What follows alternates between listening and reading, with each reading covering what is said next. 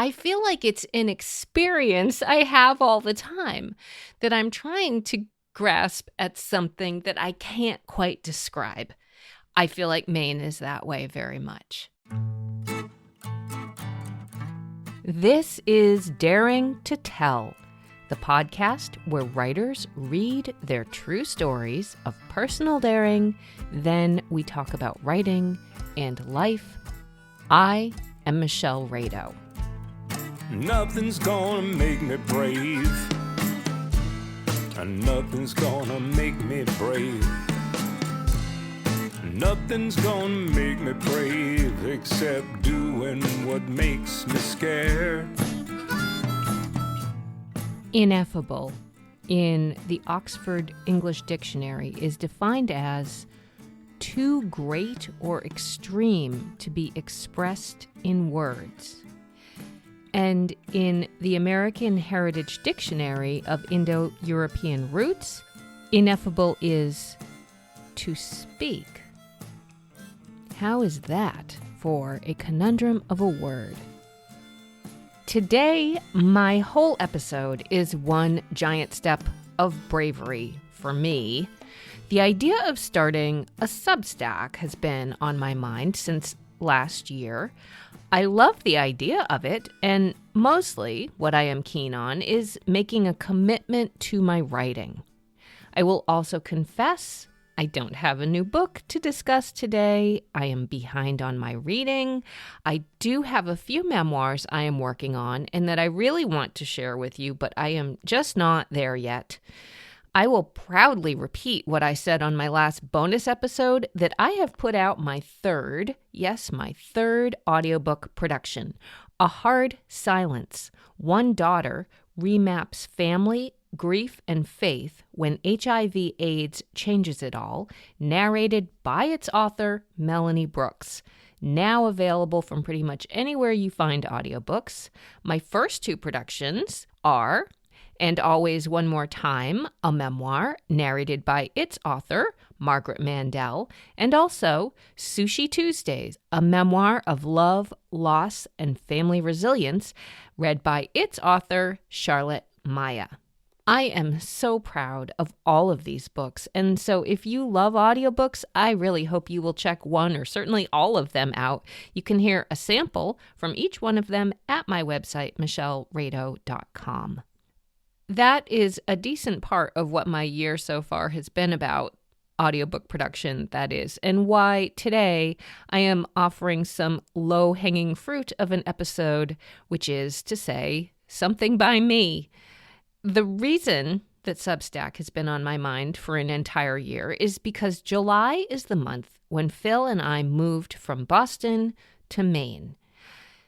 As each subsequent year has ticked by, something has tugged at the back of my mind.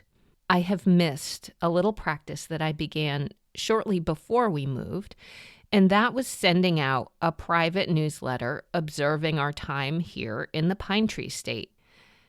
Last year, I thought about starting it up again, and I have kicked it down the road for a full year until now. It is July yet again, and the tug inside of me still pulls.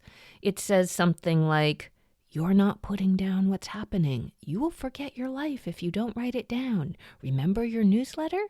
That was a good practice." So here I am. And for this little declaration, I wanted to invite someone to have a conversation with me who I know understands the magical pull of Maine, and that is my dear friend Nancy Schnog.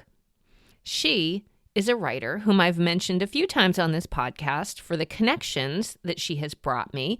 She has so much kismet about her because it was she who stumbled across another writer in Maine, Eliza Walton, who I spoke with about her very brave and beautiful book, The Colors I Saw, which was about her experience of having rectal cancer, a topic which was very close to my own gut-wrench journey. Nancy also met the writer Nina Lichtenstein when they were both in Tel Aviv, only to discover Nina also lives in Maine.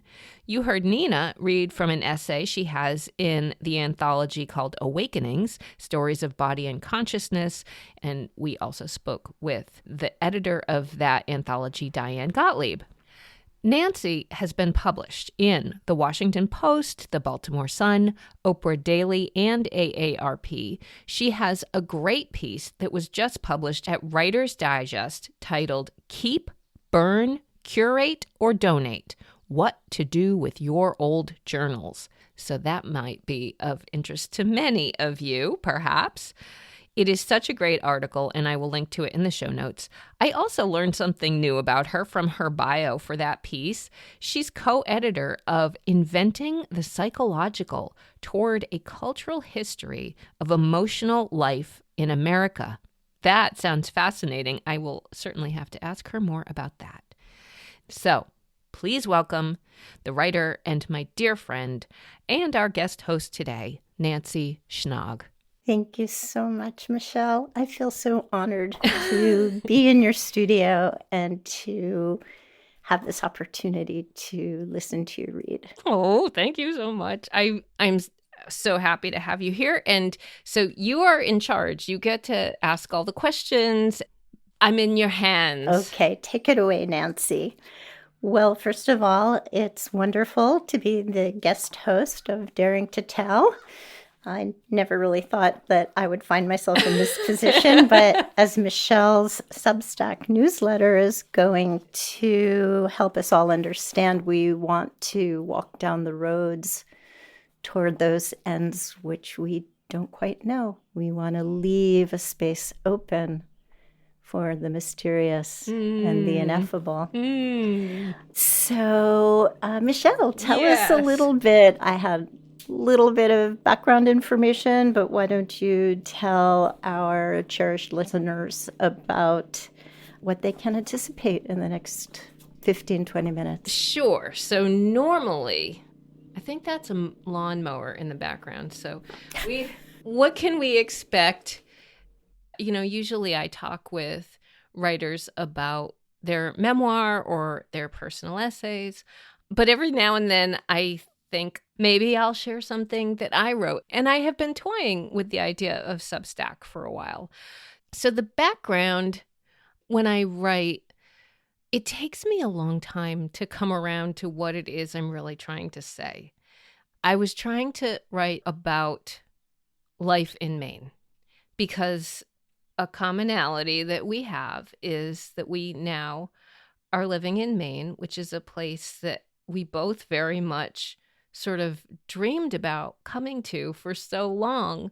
And sometimes I wonder why. And I even wonder, like, when did I start dreaming about that? And what does that mean? And how did that happen? And why did I end up here? There's so many different aspects of that. And there's this story of how I got here, which I explain it again and again. And the logistics are, once Phil and I, my husband Phil and I, moved here, I wanted to explain it. And so I wanted to tell everybody how different it was. I don't know who everybody was. Well, we'll hear more about that. But I really thought, okay, what was different this week? And I would sit down and write things about it. I've missed doing that because it was a practice. And one of the things about writing is that it is a discipline. And I find that there's kind of two types of writing. There's when the muse strikes and you go, oh, I have to get something down about that. And then there's when the muse doesn't strike and maybe you just sit down and write anyways, or maybe you don't sit down and write. But I do find that it's better to do something and have no idea what it is than to not do anything and wait for something to happen. So that's a little bit about how this story came to be. And I was writing more about my experience about living here. And I thought, what is the story I'm trying to tell? Is it about actually living it here, or is it about how I tell the story about living here? Does that make sense? It does. And where I went in my mind listening to you was to also expand out for our listeners, because what you're really talking about is the connections between a sense of place, Mm-hmm. a heightened sense of belonging, and Mm-hmm. a restored or rejuvenated sense of creativity. And that's such a powerful confluence of forces. And certainly when I have felt myself. And I wondered if you could expand a little bit pre your reading on why Maine? Why do you think, I mean, you came from the city, from Boston, you've been in New England, but can you evoke for your audience what are the words that connect to Maine, or what is it here that has created that sense of belonging that has led to this creative uplift that has led you both to work on a full-fledged memoir and start Daring to Tell, and now beginning a Substack? I think a lot of listeners will say, wow, that's a lot of inspiration that has been realized during your time. So what is it? Why Maine? What's happening here? What's in the atmosphere? What's the elixir? That is the question. Well, back to you. I have such trouble because it feels too simplistic, or almost like a cop-out to say there's something in the air. Like the air breathes differently up here. It just does. It's I feel like there's lots of places you can go to the shore and smell the salty ocean air. There's probably lots of places you can go and smell pine trees, but there's something about here. Phil and I, when we lived in Boston for a long time, we would come just to Kittery, which, as many people may know, is right over the border. So we would cross the Piscataqua River Bridge, which is the bridge Nancy and I talk about all the time. Like, all right, I'm north of the Piscataqua again. We would be like, okay, we're going up. We're going to just get a hit of the white pines, and then we're going to go back home. Phil would always get one of those little, we call them sack of pine. I don't know. I don't know what their real name is. We'd bring that home.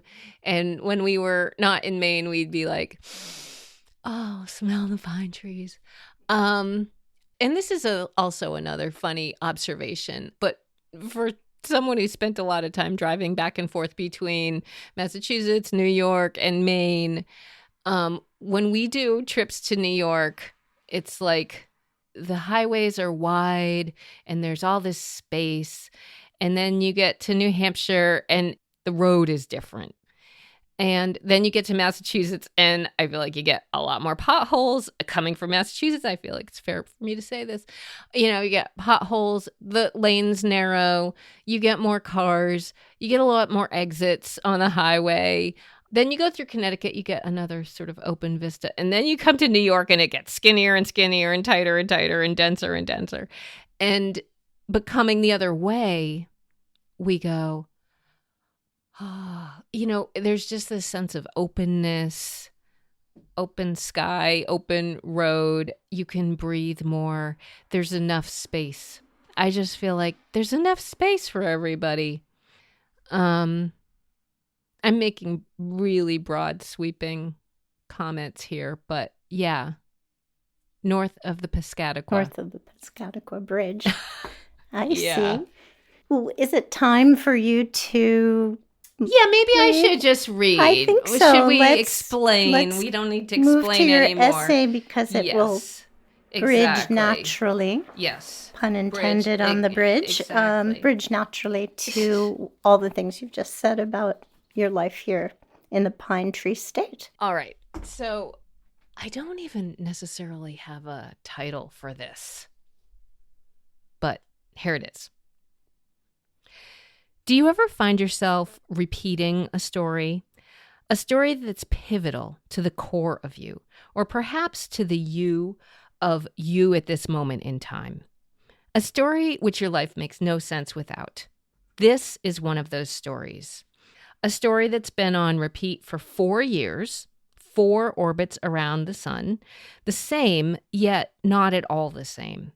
One groove over on each rotation is its own new experience, like a record slowly playing towards its hub.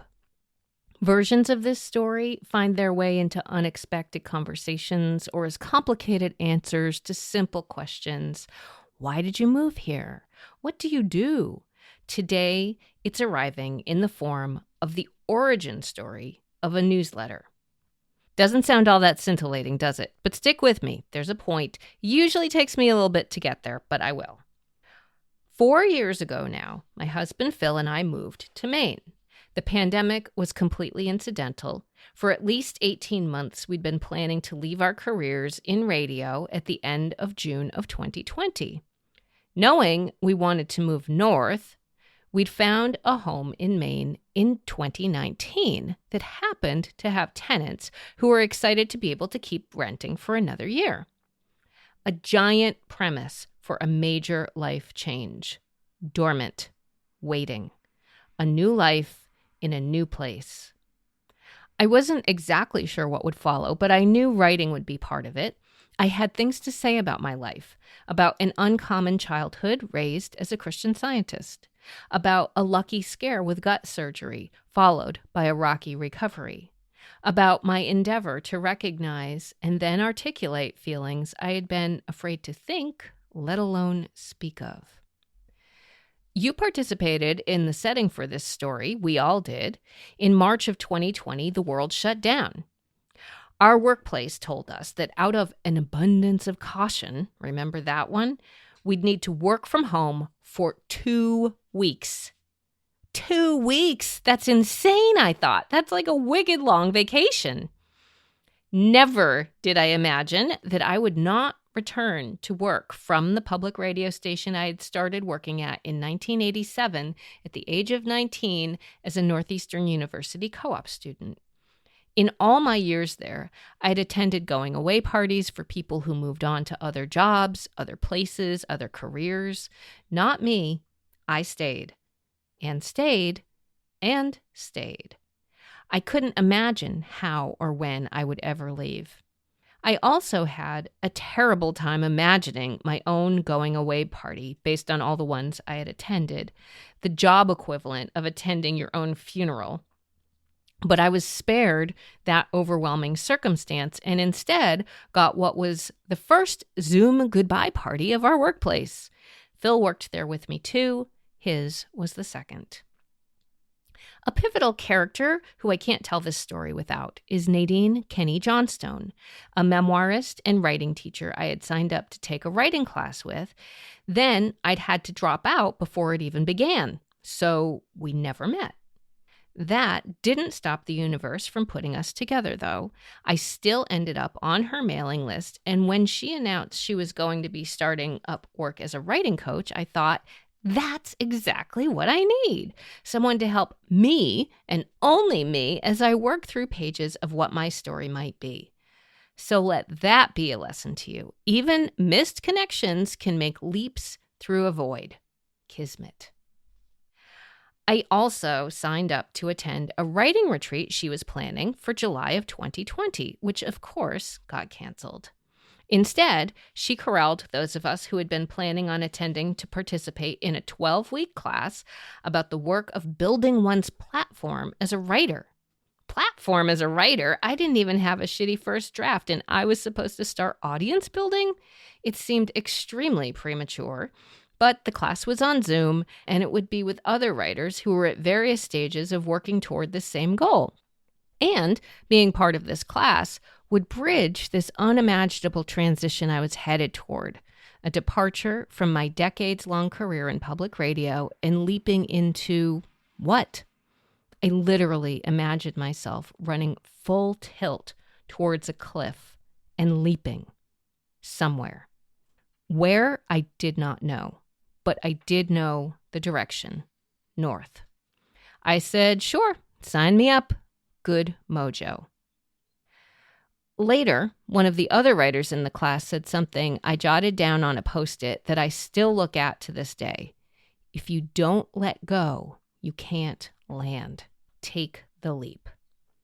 The class was packed with all kinds of audience-building ideas and endeavors. One of the first ones we discussed was a newsletter. This felt like the ideal step into the unknown.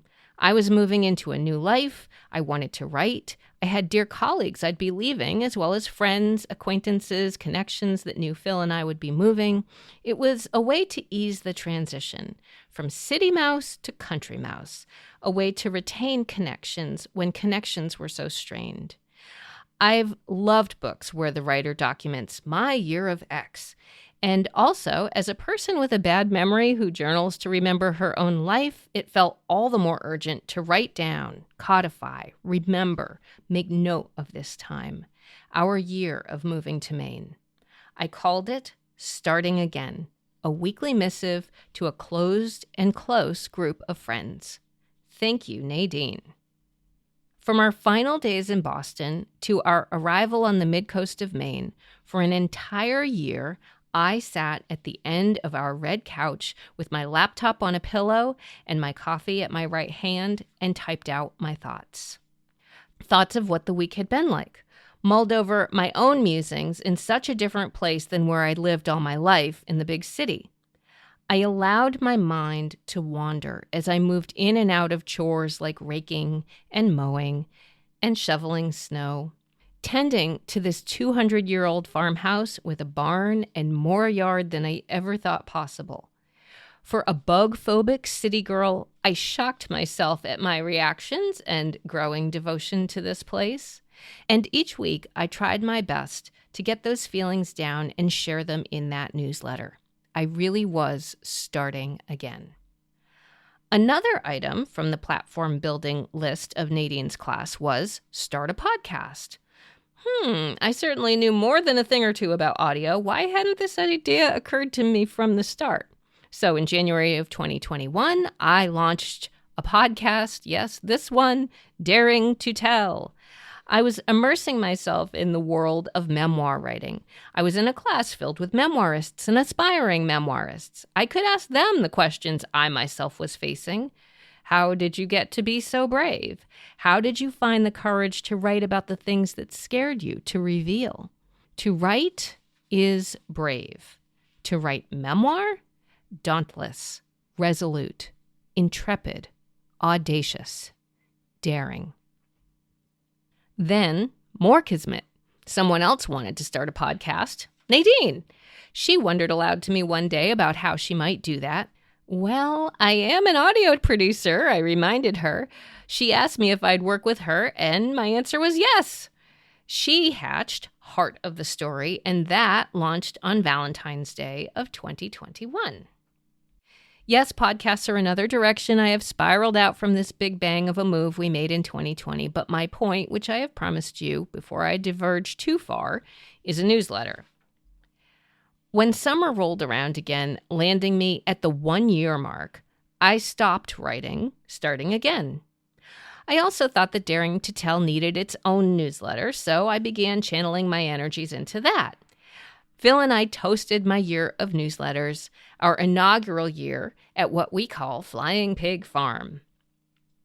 Arriving at the finish line I myself had set, I cast off my habit of sitting at the end of the red couch on a Friday morning. I still sat there. I still wrote. But the mojo of my sacred weekly early morning ritual on the corner of the red couch was gone. I missed the dedication of that time, a self-imposed deadline to hit send, to push something out, ready or not, messy or small. Not even that, so much as the time before the time on the couch, when I was tuning in to moments in my day that catch my interest. Do I have more to say about that? Or that? In the meantime, Substack has become the latest it thing.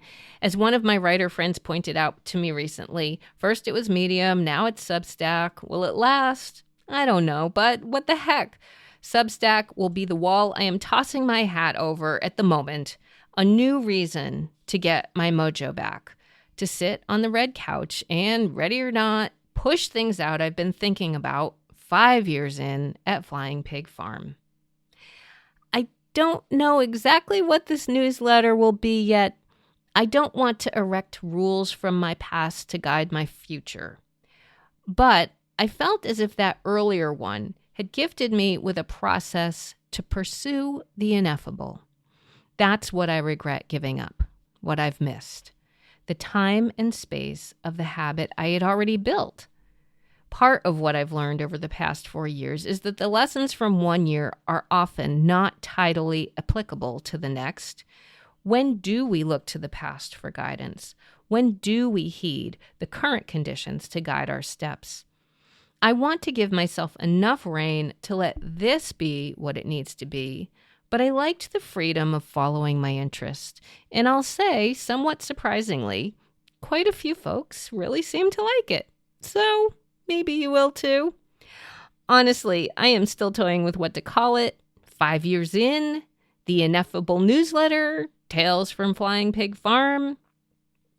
So that's my story of a newsletter and my pronouncement that beginning this month, July of 2024, 5 years in at Flying Pig Farm, the place where Phil Rado and I grow creativity, I will be starting weekly Substack newsletter.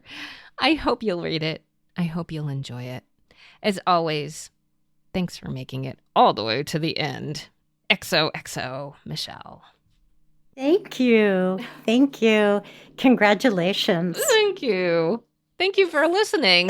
Always. And it's incredibly exciting to quote the title of your first newsletter, to be starting again. Actually, that's funny. I know, isn't it? It's like we're always starting again in different ways. Yes. And I think that the title and your reading brings me back to something you brought up at the beginning of our discussion, where you talked about that either dyadic situation or the conundrum, or perhaps it's a character type of those of us who seem to move in a disciplined way versus those of us who might sit and follow and muse. And I think this is maybe a good time for you to talk to us about how your Substack contemplations, even if you haven't defined a theme at this juncture, or maybe it's going to be defined through the process, but how are you thinking about that entanglement of discipline and muse? Discipline and muse. I guess I do find that the muse will respect discipline. You know, it's sort of like if you decide you're going to do it, if you decide you're going to sit down every Friday morning on the couch, like I don't know why it was a Friday morning. I think it was because it was the end of the week and I had been spending a lot of time thinking about my week. And I really did. It was something that would always be percolating in the back of my mind. Like, what am I going to write about this week? What is a thing that has stuck somehow in my brain? And there's a few people who know some of those topics, which include, oh gosh, as I look over nervously at the window, bugs.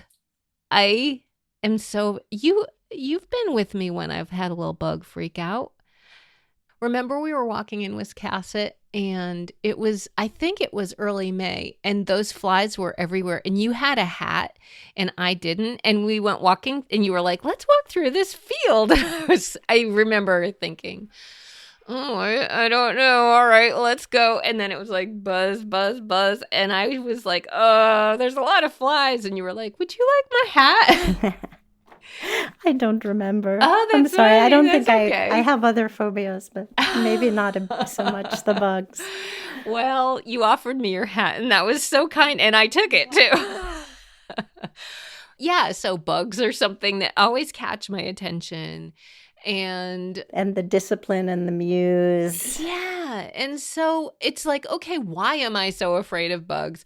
And if I had a freak out about a bug this week, I'll sit down and start writing about it. And then usually once you do sort of latch on to something, something comes from it, because there's a reason that it's stuck in your attention, I think.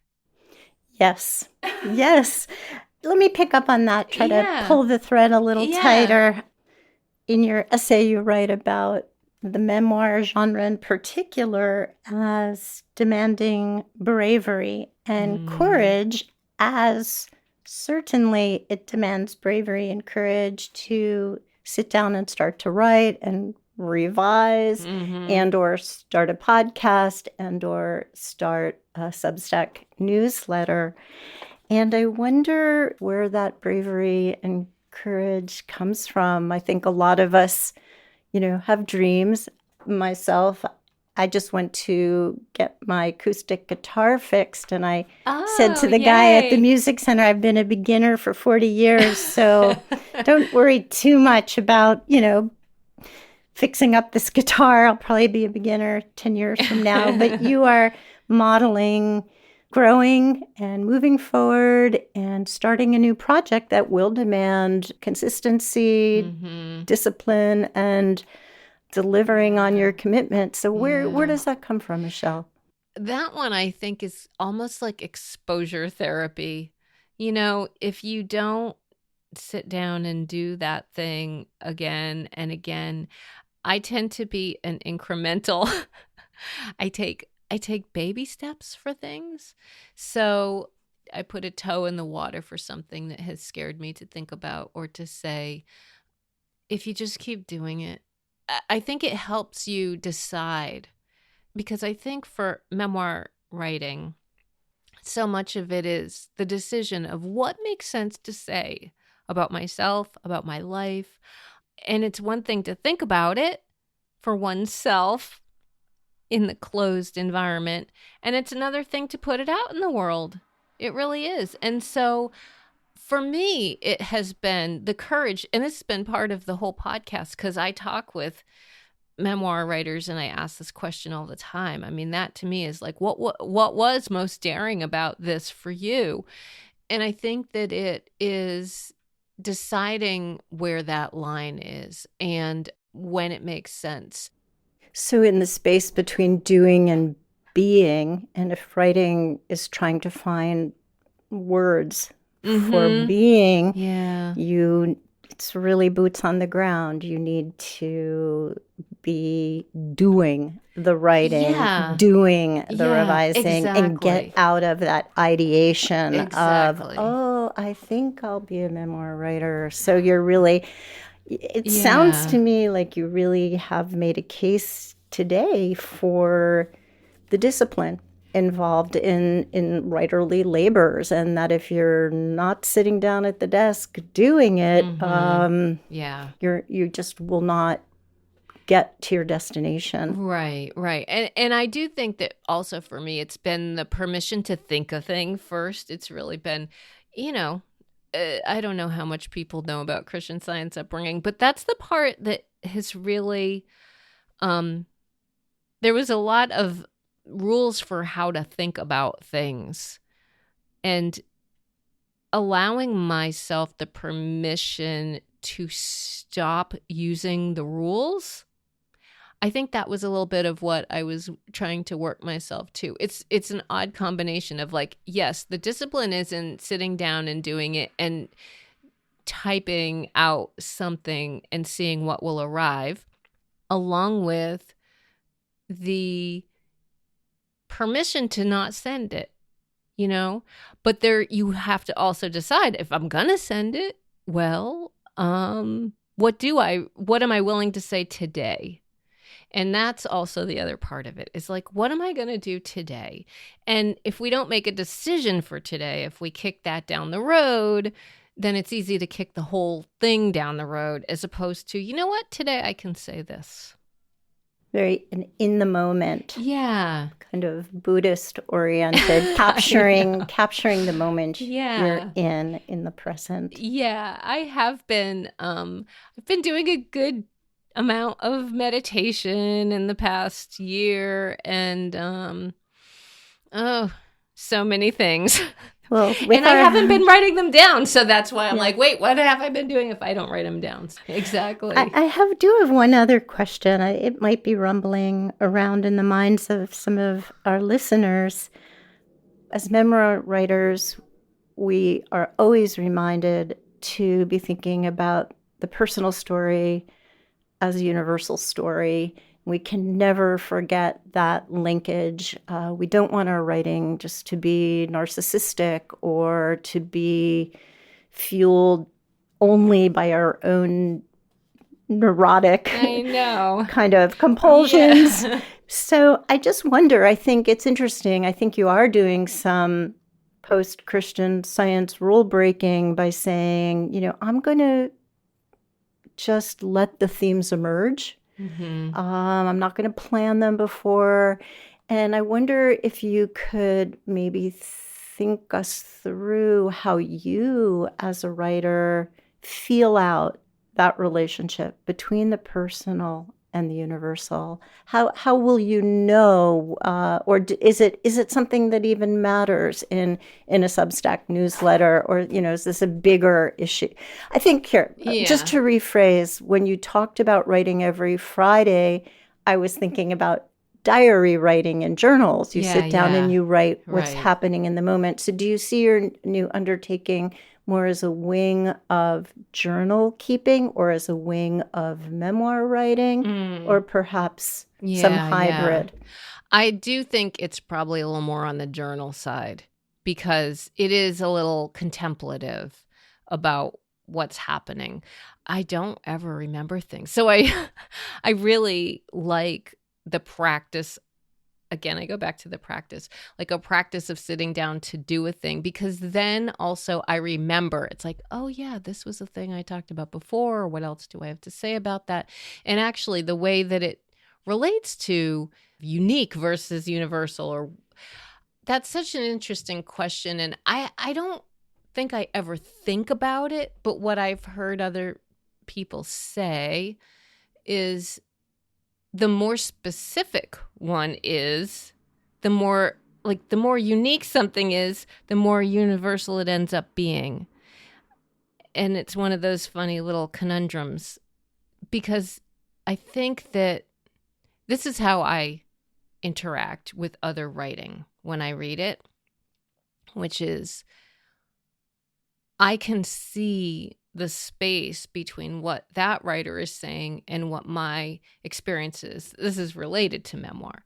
So, or even, this is the other big thing we could spend a lot more time talking about, is the creative process. So what does move us to understand our creative process versus someone else's?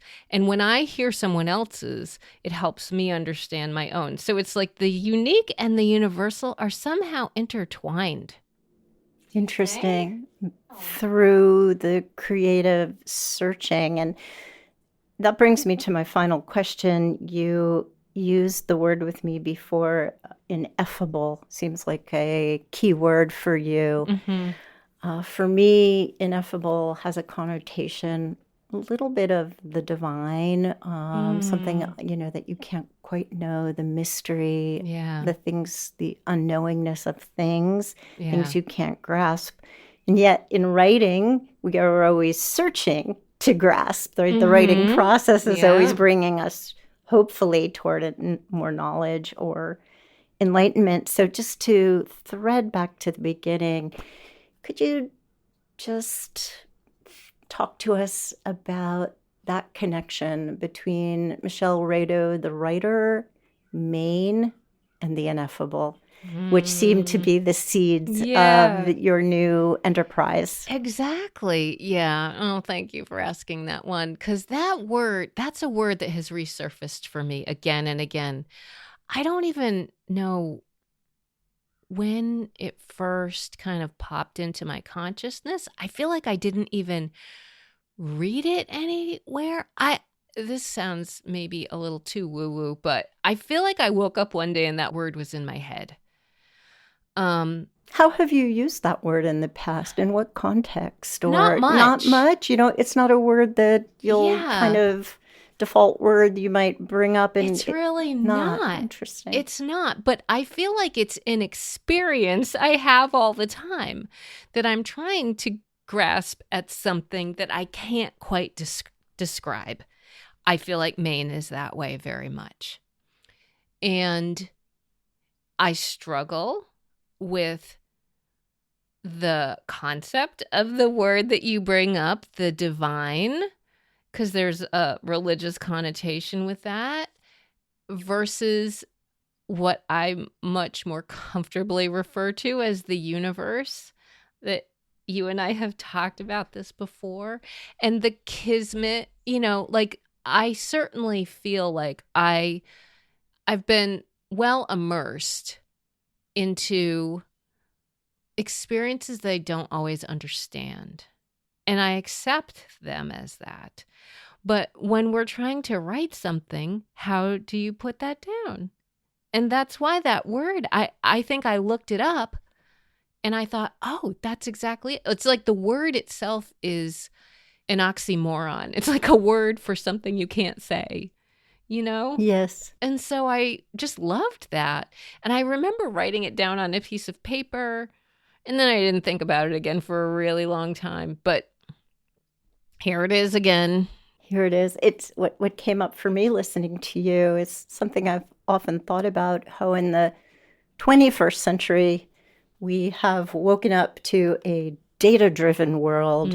Everything is concrete and empirical and knowledge that can be backed up by evidence. And something that I find inspiring about what you're doing is it is a cultural counter to that. Let's privilege the things we don't know, we can't know, we search to understand. And I just look forward to, reminds me of the old days when people cared about things like Sigmund Freud and the unconscious and, Jungian psychology, where we immersed ourselves really in the ineffable. And here you are bringing that back into a kind of cultural prominence. And I think that's that's something that we can all benefit, because at the end of the day, there isn't a study that answers everything. I'll let it stand with that. Okay. All right. Well, Nancy. Thank you so much. It was a total pleasure, and I look forward to more Daring to Tell and your Substack and anything else our friendship brings us to. Oh, wow. That really kind of blew me away at the end there. It made me feel like I'm really doing something quite significant. That's an interesting thought. I sure hope so. But at the same time, I feel like all I can do is tune in to myself and see what it is that's in there that I have to say. And I do hope it's something that may be of interest to you. Of course, my big takeaway here is that I hope that you will check out my free Substack newsletter that I will be starting. I have decided I'm just going to call it Ineffable, since that's really what I'm always in pursuit of.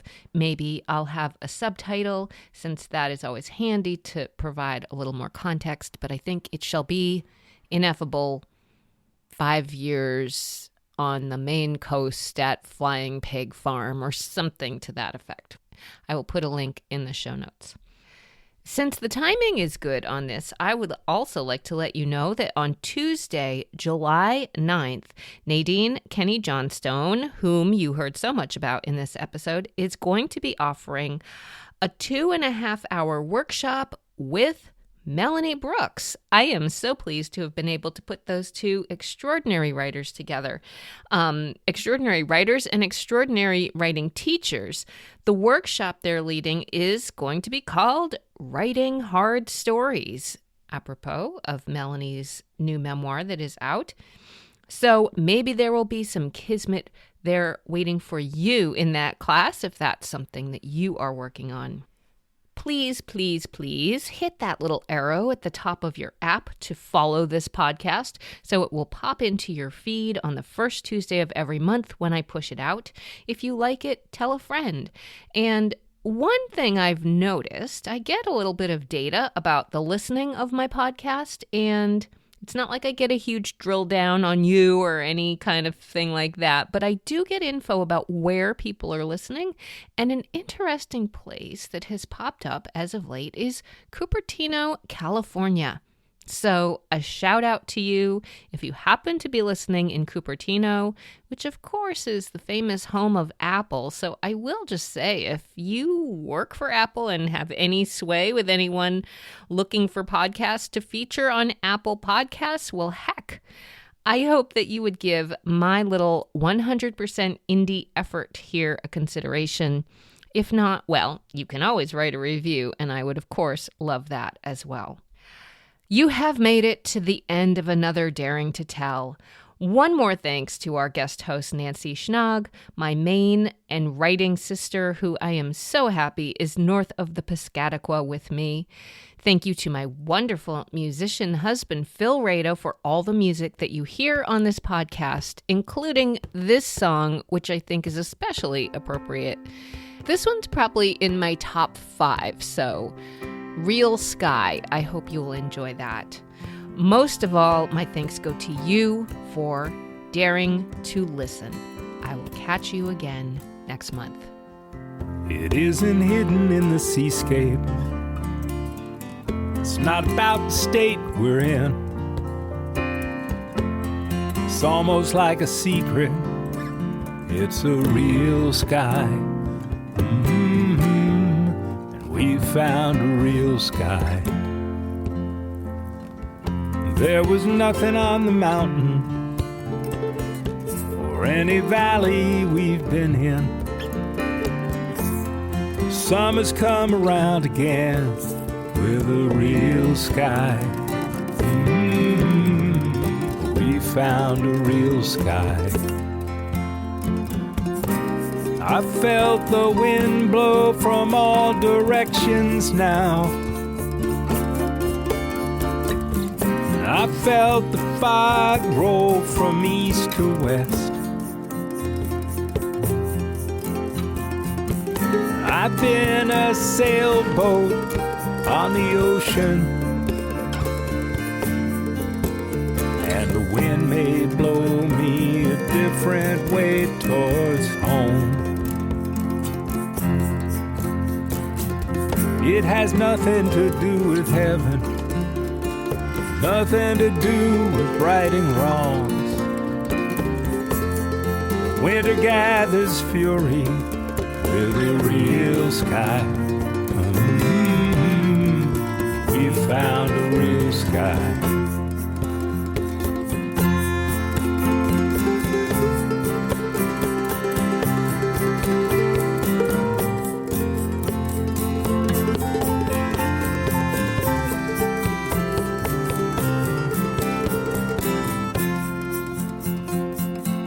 There's nothing on the pages, all the books that line the shelf. There are no hidden meanings in a real sky. And we found a real sky. I felt the wind blow from all directions now. I felt the fog roll from east to west. And I've been a sailboat on the ocean, and the wind may blow me a different way towards home. It isn't hidden in the seascape. It's not about the state we're in. It's almost like a secret. It's a real sky. We found a real sky.